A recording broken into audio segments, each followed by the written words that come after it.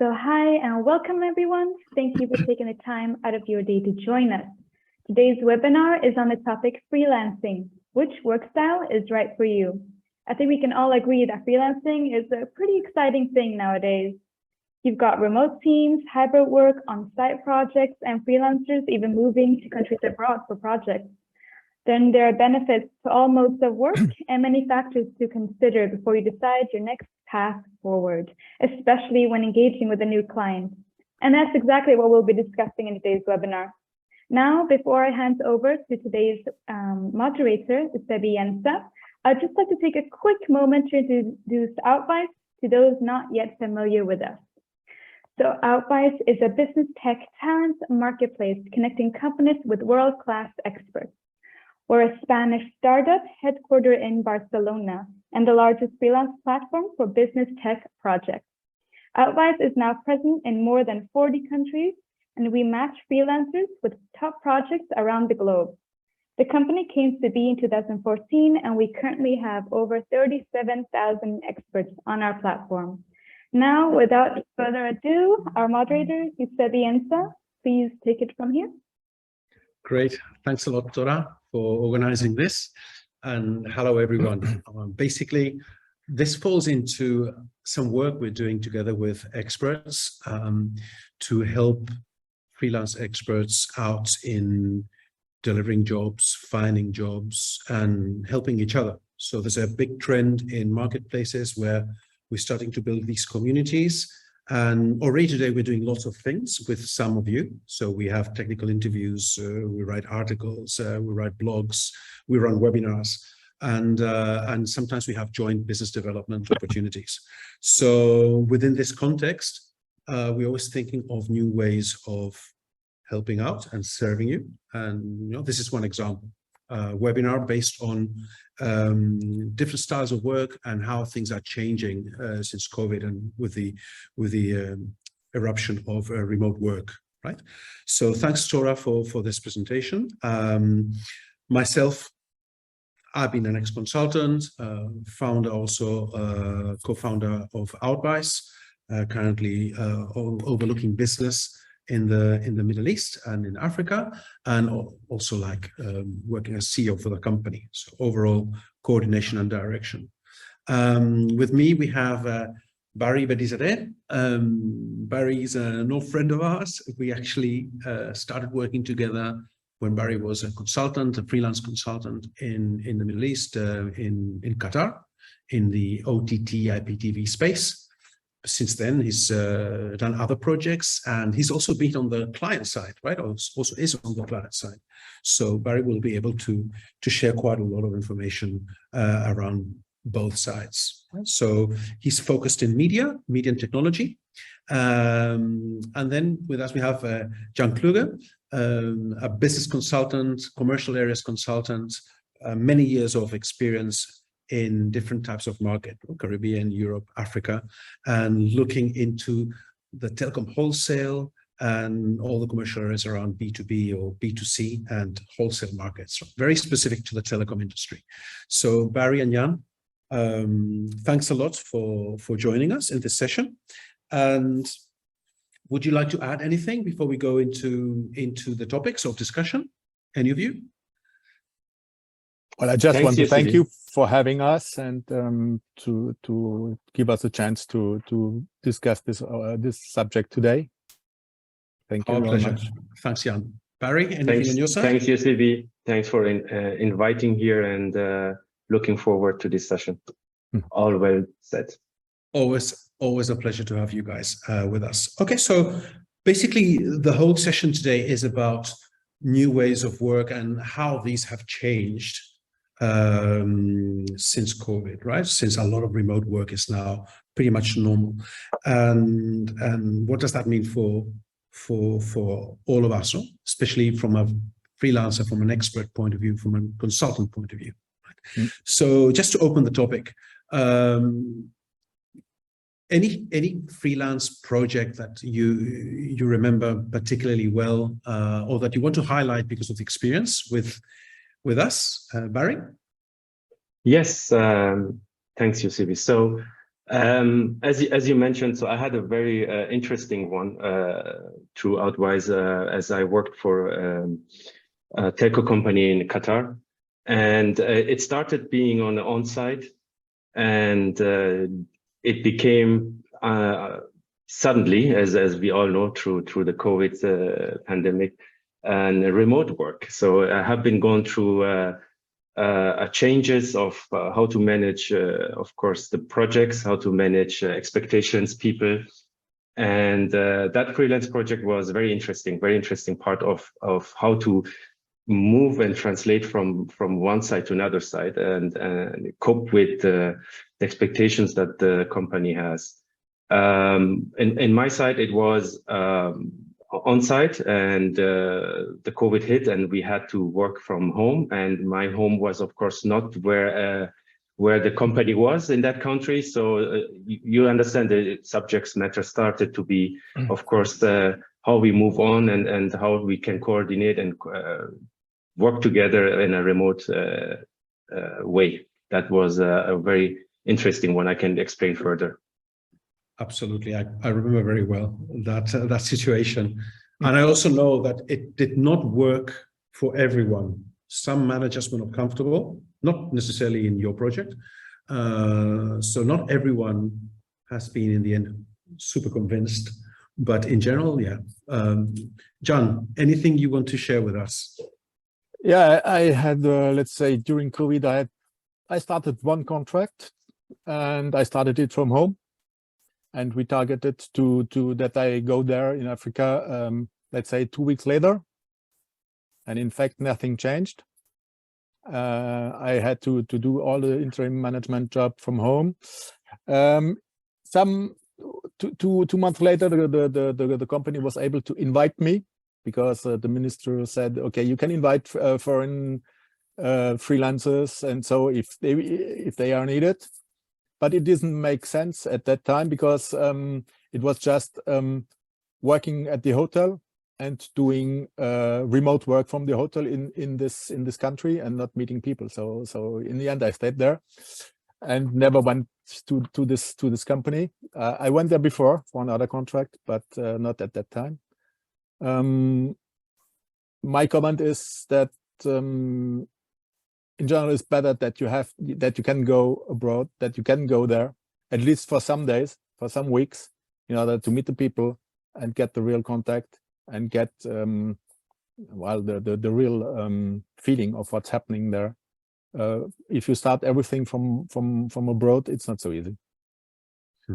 Absolutely. I mean, I was having a conversation with a partner at Deloitte Monitor in Spain, ex-colleague of mine, and he was telling me they're doing everything remote for Latin America and East Europe, except for the first initial period, which is kickoff and data gathering. Okay, so I mean, Jan, you already hinted a little bit on what is your preferred way of work, right? Would you like to add anything? Or otherwise, Barry can share with us, no? Which work style works better for you in terms of productivity? Yeah, I mean, as I said, I think it's good to go there to meet the customer and to have a real contact. Not only the people you are signing the contract with, also the people you have to meet, the people you have to work with, or you have to audit. But I would say it depends, because sometimes,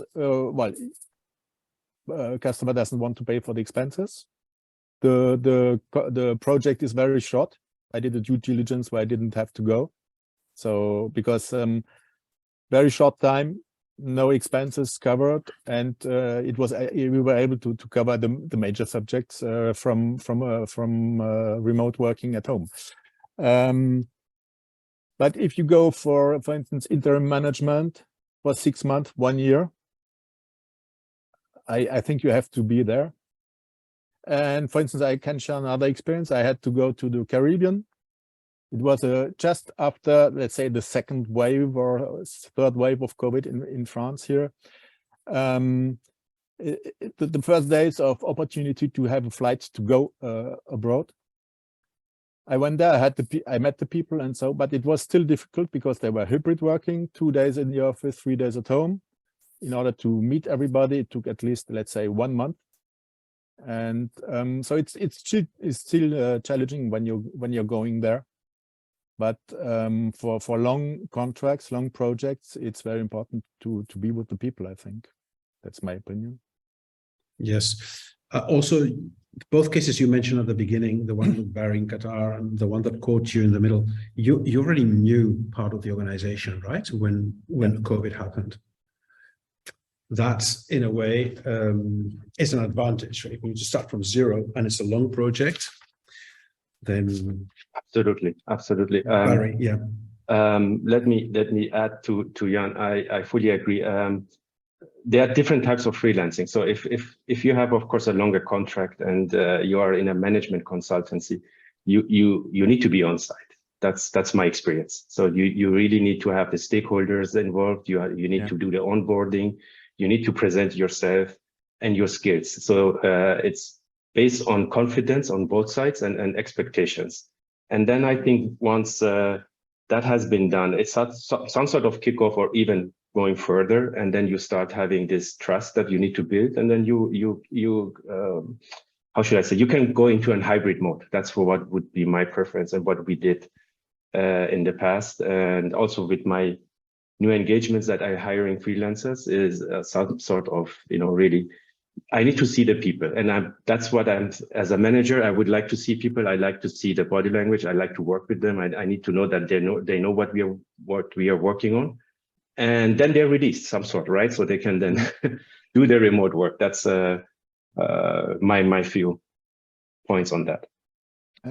Yeah, or sometimes it can help you also. I can mention another example where I did an audit of an organization. So you have to be there to meet the people, to get the documents, to be there again and get other documents. And when you do your report, okay, you do a presentation and then there's some additional work to be done. And for this additional work, you can smoothly fade out by being remote, avoiding to get more questions because you have a timeline, you have to finish something and you have to bring a result. And let's say in the last weeks or 2 weeks, working remote can be healthy for your contract, for the project and for the customer and for everybody, in fact, in order to make sure that the timeline is met and that you don't generate more expectations for this project in particular. If there are other expectations, you have a new project later. So sometimes it can help in this way to manage the end of a project also. So in a way, you're both hinting on certain changes in the way you work, or certain things that you need to make sure that happen when you're there. I think there's certain things that need to make sure that happen when you're not there to achieve your objectives, right? So any like tips or this change in culture, in which way has changed the way you have to think and plan and interact with your clients, or as a client, Barry, how you want your freelancer to interact with you? Yeah, let me start as a client. So the onboarding of a freelancer, right, and the kickoff meeting, as you said, it's very important, and this can happen initially online or remote, but as I mentioned, we are looking to have them on site. During COVID time and during the whole limitations through traveling, of course, we have to accept the circumstances. But now and in these days, we are looking to have them. So we had freelancers working for us directly on site. But there is also a cost and expense, as Jan highlighted, from a company side, right? So you need to validate what is and assess what is the freelancer potential that you're looking in this project. Is it good enough for a remote, or you really need people on site? Because as I said previously, if you're in a management consultancy or you're owning as a PMO projects, you need to do the onboarding. You need to be physically there, and that's from my experience. And the way we are looking now is really, how should I say, not one solution fits all. It's really based on projects and types of freelancing models that we have, or skills and experts. We are looking into where does it fit remote, where does it fit hybrid, and where it's really an on-site. Exactly. And sometimes it can also be that the freelancer is just an expert added for a contract, for a project, let's say for 5 days or so, very short period. And there's just some expertise needed, and remote is perfectly okay. And I would say today remote is perfectly accepted also. I would say 5 years later, it was very difficult to do remote consulting. I agree, and I want to tell you, since I'm of course, and it was very difficult also to do remote networking or whatever. I mean, absolutely, and Jan, you need to consider also Middle East has a view of being on site and presence is still looked into it. It's more stronger than the let's say the Western part of the world, right? Where I think it's moving, it's changing big time right now after the COVID, that it has proven that remote work is possible, right? And specific engineering works or technical works where you're doing coding or software developments where you can do it remotely where you are. And you're right, there might be also cultural aspects. That people, I mean, people are, more Latin, more Nordic, and so sometimes play good with distance, and others need to be close. Yeah. So that's very important also, and makes can make the success of the project, in fact, and the relationship that you have with the customer. Then actually, it seems that possibly the hybrid, as we all know, even in non-freelancing, right, the hybrid model can have best of both if it's well managed. Definitely, we start to see projects where we have two types of fees: remote fee and on-site fee, and there's a mix of days. We've seen a few cases like that. So yeah, there's a cost-saving aspect to it, but then, as Barry mentioned, it depends on the job you need to perform, that it's more required to be close and more, or can work remote. Definitely. Thanks. Another topic that is increasingly being brought on the table, because there's a lot of discussion around skills and how to scope a project based on outputs and deliverables, knowing that maybe people will be remote or hybrid. Instead of seeing someone 8 hours a day with you, you want to manage more on a project basis. Is it too early, or have you seen any changes in the ways projects are scoped, milestones and deliverables are planned, and even maybe compensation or bonuses or certain KPIs are agreed with experts based on deliverables or working abroad, remote? I can take this as a scenario that I had, or a real case. We hired a freelancer, or I hired a freelancer that has been based on a baseline, a time and success bonus. So we have really worked on this, and it was a full remote. So it was a full remote work. We have agreed on a timeline that deliverables are expected. And if the deliverables have been successfully as based on given KPIs in the contract, there would be a bonus, additional bonus on top of the monthly salary or monthly fee. That's one case that we have done in our case. Well, I can say we have currently today a few contracts with that type of variable or extra bonus. So we also seen some of it. I wouldn't say it's the majority. Is it? Can I ask you? Is it in Europe, or is it in? Where do you see it? I mean, where is it picking up? I have put in place this in the Middle East, actually, in Dubai. Yes. Okay, so we're saying the same thing. Okay.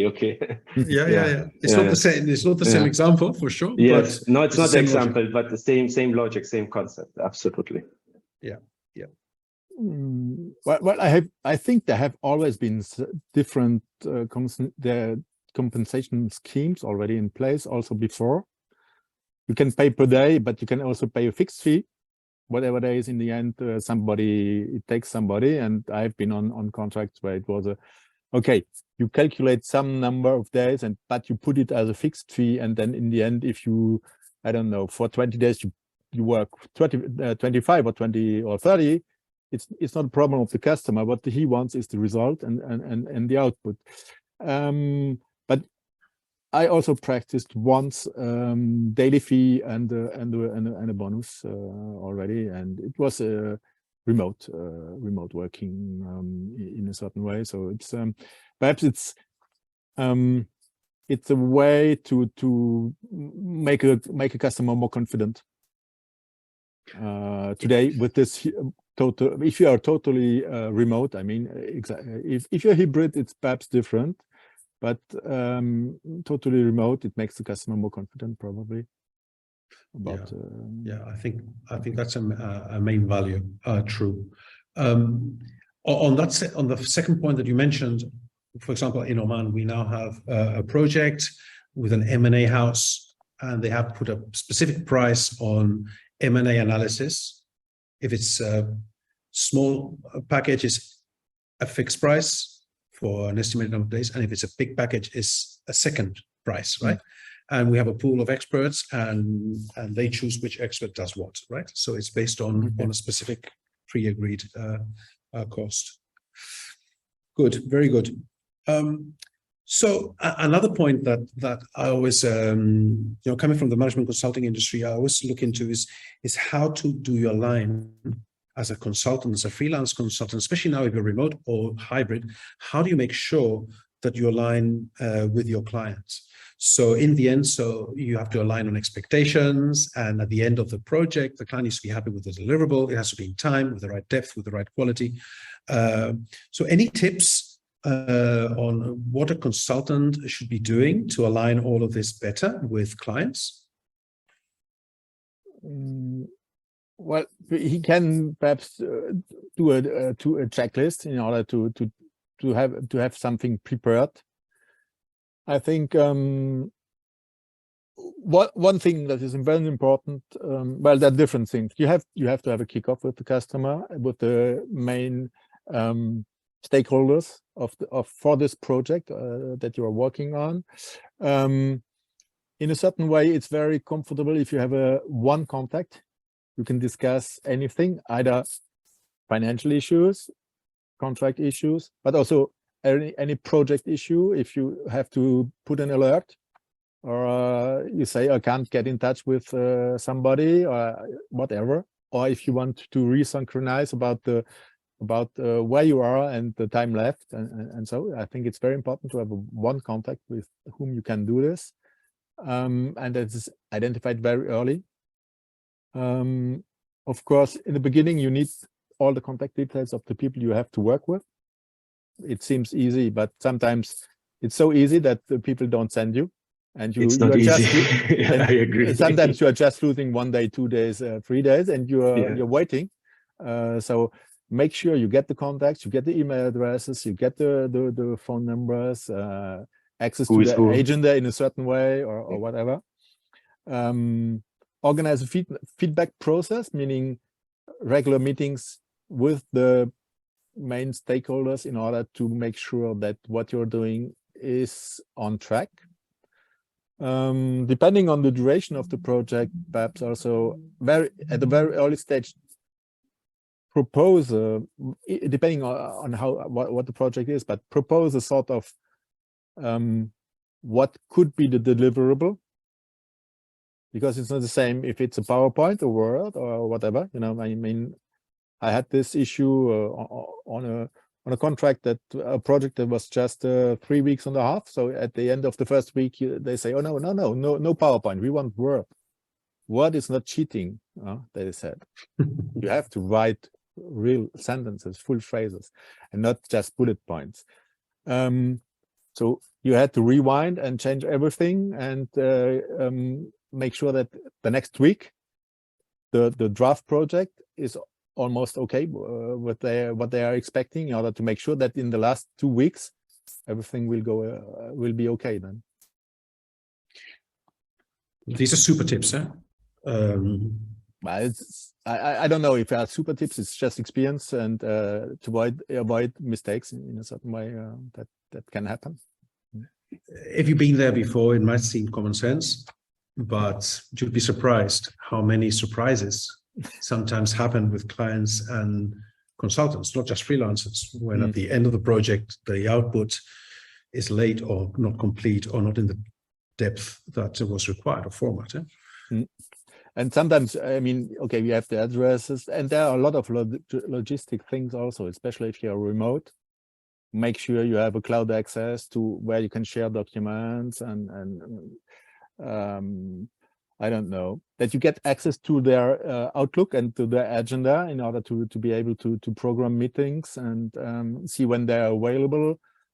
Everything as if you were working inside the company helps you to do the things better. If it's everything is on your laptop, it's much different than if you share the documents on a cloud. I mean. Barry, anything you want to add on this? I think well said, everything by Jan. The point is communication and feedback and the milestones check. So that's very important to add on. I mean, the expectations are sometimes drifting. Even the kickoff was there and you were talking, but a routine feedback and routine communication is required to keep it back in track. You know, having a milestone that you're looking into what you have been delivering and your own based on your own action list or based on discussions points that you had with your client. So again, communication and tracking. I think that's for freelancer, same as when you're remote or on site. Feedback is very important. Yeah. It sounds very easy. It's a simple word, feedback, but I tell you, it's very important, communication and feedback. Yeah. And it's not necessarily easy because the customer has his own work to do. It's not necessarily available, and it's not easy to meet, perhaps. And so sometimes you can get lost in a certain way, and you have to keep on track with the customer and keep him updated and ring the bell or to say, okay, there's something not working well or so. And feedback also means the ability to listen and to interpret in the right context what the client is telling you, right? Because you might have your ideas very set on what needs to happen. The client might be telling you certain things that are not maybe 100% aligned with this for whatever project context, issues, personal issues, political issues. So to be able to listen and manage that client feedback properly. You know, we all remember clients that maybe, you know, were very stressful and maybe more difficult, and the feedback was very direct and very harsh. But still, this feedback needs to be taken and managed and translated, right, in work and actions, so that the client feels listened, right?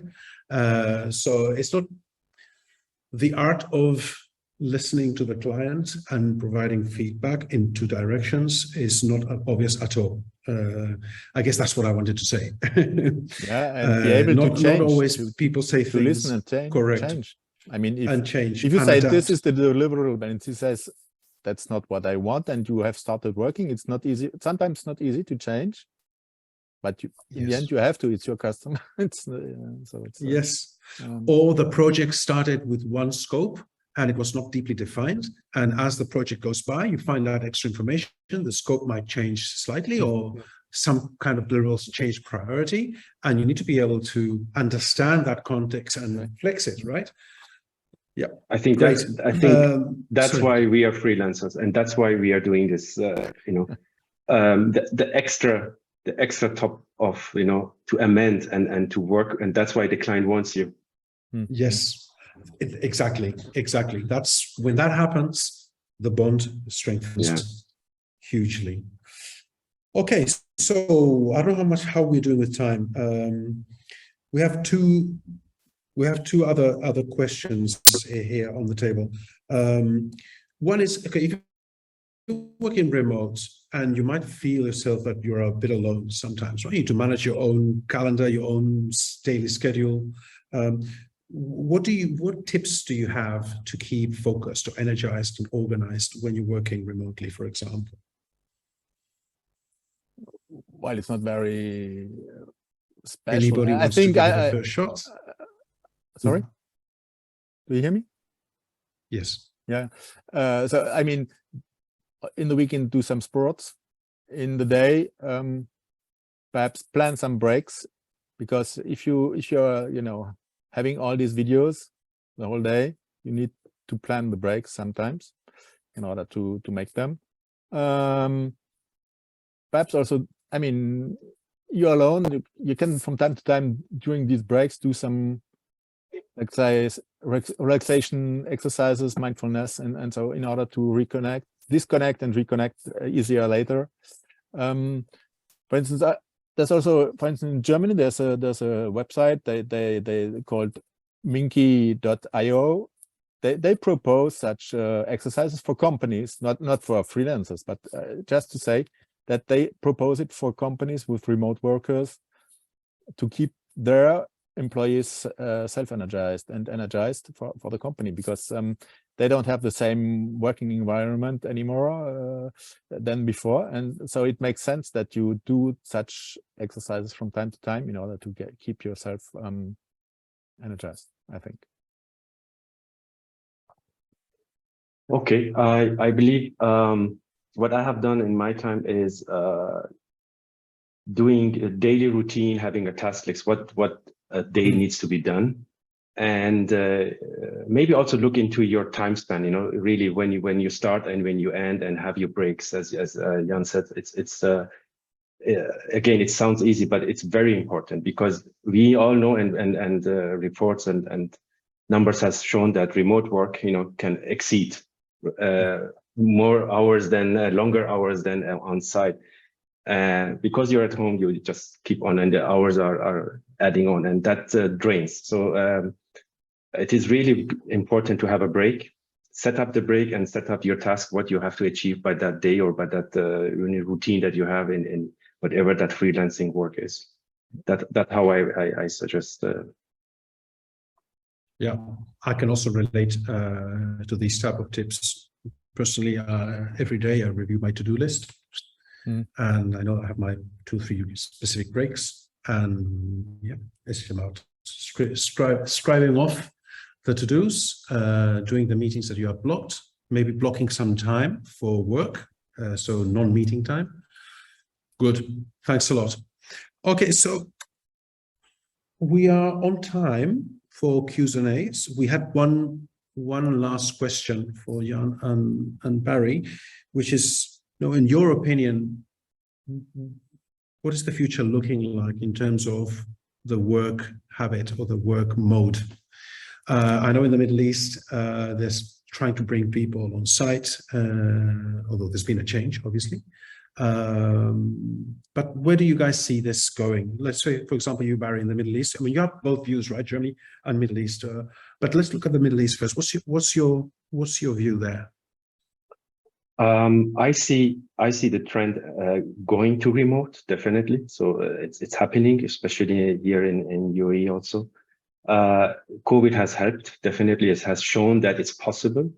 Many companies and bigger corporates were too big and too classic to work on an on-site model, right? And they have learned, yes, work can be done in remote. And my personal view is that a hybrid mode of 2 days, 3 days in and out can work well out. Even you're as a freelancer or even as an employee, right? So I'm seeing it now from both sides. So if it works for an employee, it surely will work for freelancer, where you are some sort of working hybrid. And in Middle East, I think this is already happening. There are corporates and companies implementing this. And it depends, again, based on the work, right? So what type of work positions you have and responsibilities and authorities that you have to manage the work. Does it help? I mean, that's my view. Yeah, I was thinking when you said about 2-3 days, I was thinking another alternative, or in parallel, especially for experts that are based abroad and maybe need to work in Saudi, for example. I don't know if you see like 1 week in Saudi, 3 weeks remote, because of course, if you need to be every week there, the travel expense is huge again, right? But if you just need to be for a week or for a few days every month, that makes things much simpler. I don't know if that's something that you guys see or. Yes, we try to implement this, and again, it's based on what type of freelancing work it is, right? Or what consultancy work that is.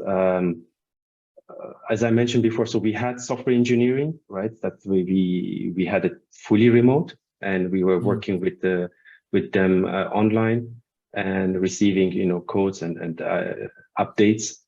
And then we have, of course, some sort of PMO and project deliveries or managements that have been, of course, on site.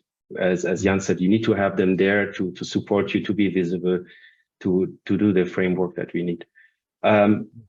Going forward, to end what I'm trying to say is, I think hybrid is a solution that can work, definitely, and it has shown us that the remote will work, and the hybrid is a solution that we can, especially for freelancers coming from different countries in and out.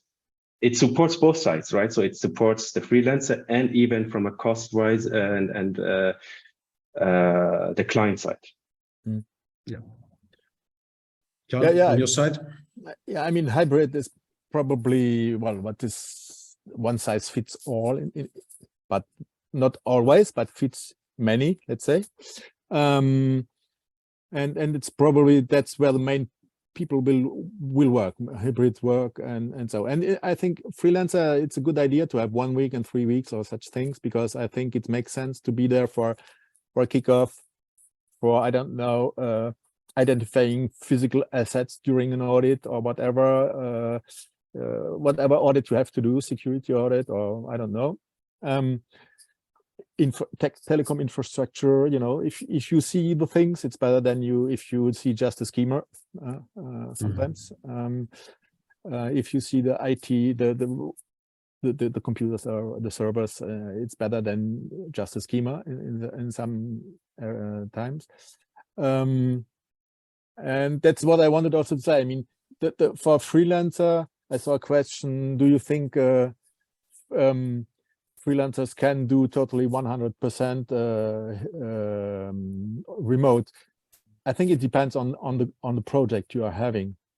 I mentioned before a due diligence. I didn't go anywhere, but it could have been interesting to see some physical assets, to see some physical infrastructure, to check it, and to make sure and have a more solid conclusion. But for time and money considerations in a certain way, we did it like this. Yeah, okay. So I mean, it depends, and sometimes physical is still very important. And I think a freelancer should be willing to do it and promoting such things also, in order to make sure that the customer will buy in, and that the customer will be confident in what he's doing for him in a certain way. If you are saying, okay, hands off, remote, I'm not sure it will work all the time. I agree. I remember when I was a junior consultant, my one of the partners always said, go in the IT room and see the servers and see what is working, and you learn so much. Even you don't know what you will learn, but you will learn. Yeah. Let me say something on top of this, UCB. This whole on-site and remote, I need to highlight one point, is also that the hiring manager needs sometimes people on-site to show to the team and to the other heads of departments. It's very important too. So you need to show sometimes presence, that you have a team that is working, that it's visible to even to your peer in the other departments, or even to your own manager. It is a factor. It plays a role that people are on the ground working on a big project that the company is driving. Very good point. I mean, when you see things happening, it's like more tangible, right? Things are happening. If you yes, see the people. It calms down. Yes.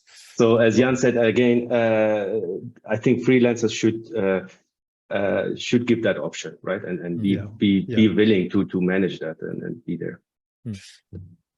Okay, to summarize this last section, I would say with the tools and with the change of mindset, we have the opportunity to get the best of both worlds now, right? And you can get people from any part of the world, and they don't have to be full remote if needed. They can be sometimes on site, hybrid.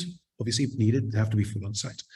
But opening this new way, which is hybrid, which didn't exist before, as a matter of practice, right? Yes. Opens up tremendous opportunities to find many more talents and more comfortable ways to work, more productive ways to work. Absolutely, Okay. it's global. It's fully global. Global. I think, especially because we are, from my side, from Middle East. I'm adding on. Sorry, UCB.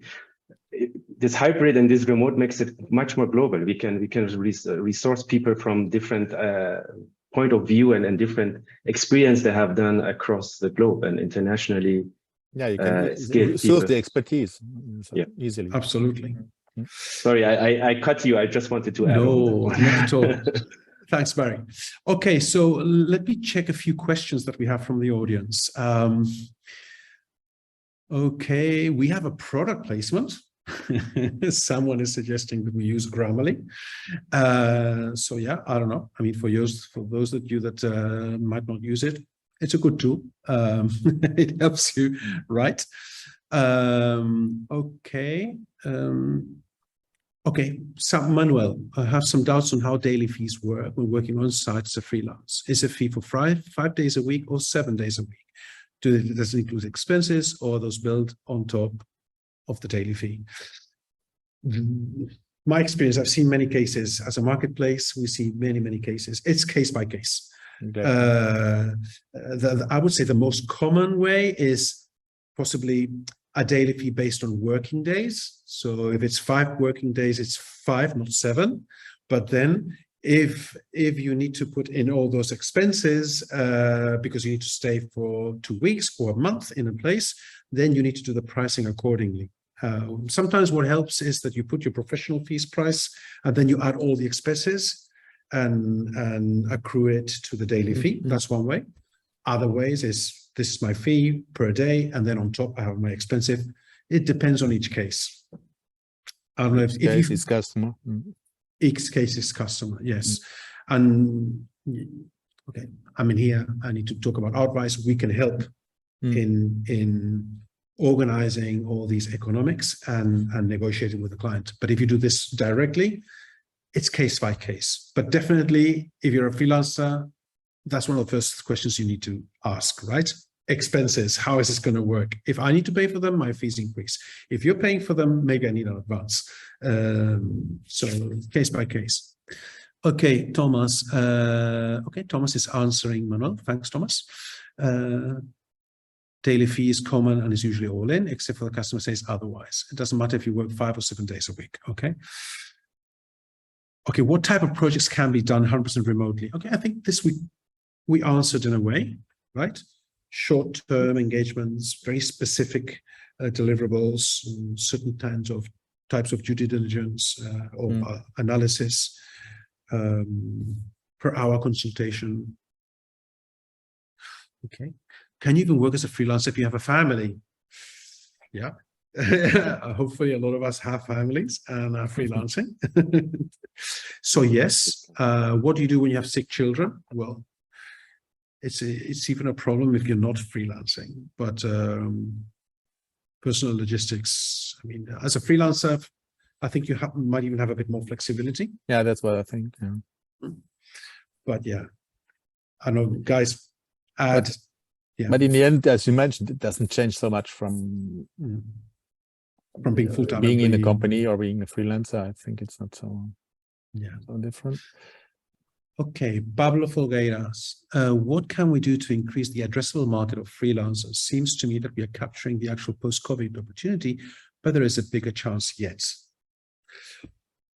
Okay, on the bigger chance, right? Let me just give you a few data. The IMF, the International Monetary Fund, estimates that in 6 years, there'll be a shortage of 85 million business technology experts. It's missing, they're not there, right? And people, so these are positions that are required in the industry, but there are no people there. So by definition, things like freelancing or fractional work, which is someone doing more than one project at the same time. These things will happen as a trend more and more. So I think this post-COVID opportunity is here to stay. I don't know what Barry and Jan, what your views are, but from our side. Well, I don't have these statistics as you have, but I just see that some companies are creating their, let's say, a sort of crowdsourcing platform. Yes. Yeah, I saw it on LinkedIn last, let's say 2 or 3 weeks ago from a consulting company at Stanford. You learn that crowdsourcing is more and more developed. So you put a project on a platform and people are responding digitally to the project. It's a intermediation platform, and you really create the project team on this platform. This also, for instance, I think Accenture is working like this for some things in the US at least. And the let's say the funny story we tell here a little from time to time is the young people don't want to work in a company anymore. They want to be freelancers. They want to have their own, and they want to work remotely. So probably things are changing in this way, and also that the market is somewhere going there. Absolutely. There are signals, I think. We are also seeing this trend. They're called private marketplaces. So we have the public marketplace solution. We've just developed a private marketplace solution. And yes, companies are adopting these type of softwares or tools to manage internal projects and maybe combine internal teams with external teams. Definitely, that's something happening. Okay, so Richie also asks, are there some countries where freelancing is more common and where it's easy to work with a client as a freelancer? I would say the answer is yes. Like Spain, for example, is not so used to freelancing, but countries like Germany or UK are very used to freelancing. So there are differences. Things are converging, but there are differences. I don't know what you guys' experience is, but perhaps also the experience Barry mentioned, that if you're looking for an expertise, you can now look internationally and not only locally. And that's what I experienced also, or heard from one of my customers. He says, okay, I look international for the best people I can find for this job or for this expertise that I need for a moment or whatever, and not just locally. And that's, yeah. Yeah. Okay, Outvise is telling me that my connection is not perfect sometimes, so hopefully it's not been too bad. You need a freelancer and to fix my connectivity. Yes. Okay, are clients more likely to hire freelancers who are willing to work on site? I think it goes back to our discussion. Some clients require people to work on site, and those that don't require, I think they're cool. They're more about the talent, the specific fit, than the location. So it depends on the project. I could tell you there are some of the clients we have prefer people on site. Some of the clients, but it's not always. Okay, how does the work style differ from country to country? Well, we touched briefly on this based on the Middle East. They need to maybe have people more on site. Spain, for example, in general, not necessarily on site and remote. They're chilled about that in Spain, but they're not yet so used to freelancers. Okay, and then Nina says she agrees 100% with you, Barry. Are the specific rules requirements? Are specific rules and requirements for freelancers outside the EU to work in EU remotely? Okay. Well, that's a good question. There are some GDPR rules that we need to follow. So in our case, Outvise, we have NDAs and agreements in place which are compliant with EU regulation. And when you sign up, you sign up also for GDPR. So we cannot share your information without your consent, right? So that's for sure. Then in terms of taxation, EU countries don't need to put VAT. So we're comfortable with that if it's an EU country. And in certain cases, there's some kind of withholding tax. But apart from that, it's okay. And then, of course, in some countries, you need certain visas if you want to do certain types of jobs for a specific period of time. But then it's case by case. Okay, can you provide advice about liability insurance working as a freelancer? Okay, yeah, there are insurance companies out there. We could probably connect you with some of these. This is Raya Siddiqui. We, as a company, Outvise, we have certain projects where we placed a team and we had to procure general liability insurance. And we do this as Outvise. As an individual, then they're typically insurance companies. Many times they have to be local. So it's tricky, but yeah, we do have some contacts there if needed. Can I ask you, Yusibi? Yes. Just a question on that. Is it country to country different, or is it a global that you have as Outvise? Is it a global insurance that it covers liability, or is it you have to go case by case? Sorry, in the case of Outvise, we have a global liability one. Right. But for example, I'll tell you, we have a client that you know well in Qatar. They required a specific insurance from a local insurance company. So we had to add on top. So it's a bit case by case. But these type of solutions are increasingly, it's yet immature, still immature, but platforms like us and other platforms are increasingly including these type of services in the product offering. So as a freelancer, you could hire directly an insurance, same as medical insurance, by the way. So yeah, so in our case, we have those type of liability insurance, and when they're required, we have a global one, and when there's a specific one, we need to find the local broker to do that. Okay, Olga, do you see potential for experienced freelancers to give corporate trainings to help teams or individuals to upgrade their knowledge in some topics without hiring an external internal employee? Okay, Olga, I know where you're coming with this. Yes, there's an opportunity, but for example, we're running training in Saudi for very specific topics, audiovisual, for example. We're also setting up a training team for fiber in the Middle East for FTTH. MENA is looking for trainers, right? So case by case, we do have some requests. Internal training is something that we are studying to offer certain training to our internal network of freelancers. So I'm sure Tora will reach out to you, Olga, on this one. Okay, Fui Sanchong, thanks for the invitation to this organization. We share what is the cybersecurity policy pertaining to freelancers when it comes to working on customer side logging. Okay, this is case by case. So each company have their own rules in terms of cybersecurity. Some allow you to bring your laptop with certain conditions, some don't. Some allow you to have cloud services, some don't. So I couldn't say there's one specific rule. Yeah, it's like the NDA. I mean, like the NDA, correct. Okay, how can you market your services? The companies ask for professionals, or you should promote your services. Okay, Fernando, Tomas, Esteban. I would always say you as an individual need to learn the skill to market yourself as best as possible. First priority, your contact list, your network. That's your first priority. Yes. Your branding, number one.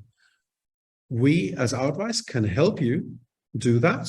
And we are collaborating with experts to produce use cases and content. And we have marketing resources to push you out there with content, webinars, and use cases. So we can also help. But priority number one, you do it yourself, and it's your personal branding, and we can give you tips on how to do that, but nothing beats your own personal branding. Okay. What are the scope and opportunities in telecom sector work as a freelancer? Miraj Ahmad. Okay, they're growing. That's our core, actually, Outvise. Our core is business technology, but specifically on telecom. So yeah, growing big, right? It's growing big. It's growing big. So we see lots of, when we say telecom, it's the expanded telecom, right? It's not just the core telecom. Yes. Telecom, wholesale, B2B, then the new businesses, fintech, OTT, gaming, content, etc., etc. That's expanded telecom, big time. IoT, yeah. Okay. Okay, we are nearly the hour. So I think we run through all the questions. It's been a pleasure having you here. Maybe just as a recap. There's the last question. There is, oh yes. Well, I'm a digital transformation consultant in AI, ML, NLP. Is there any requirement for this type of skills? Rayas, Siddiqui, yes, again.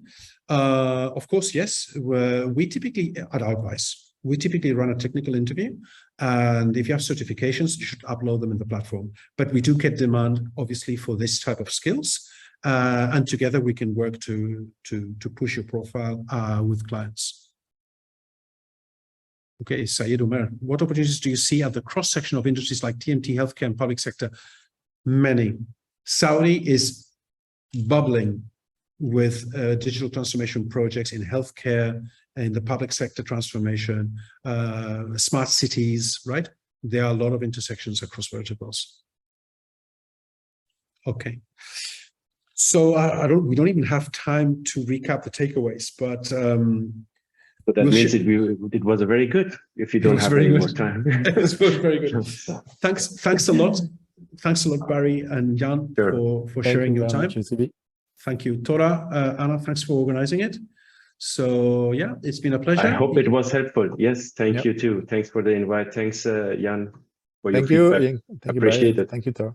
Yeah, absolutely. Today's session was incredibly informative. And yeah, thank you, Jan. Thank you, Barry. And thank you to our moderator, Youssef. It was excellent. And thank you to the audience. Excellent questions. And I just want to say that our next webinar will be in February. So look out for the topic on our LinkedIn and our newsletters. And I look forward to seeing you all there. Keep well. Thank you. Great. Have a good day. Keep well, everyone. Bye-bye. Bye-bye. Bye-bye.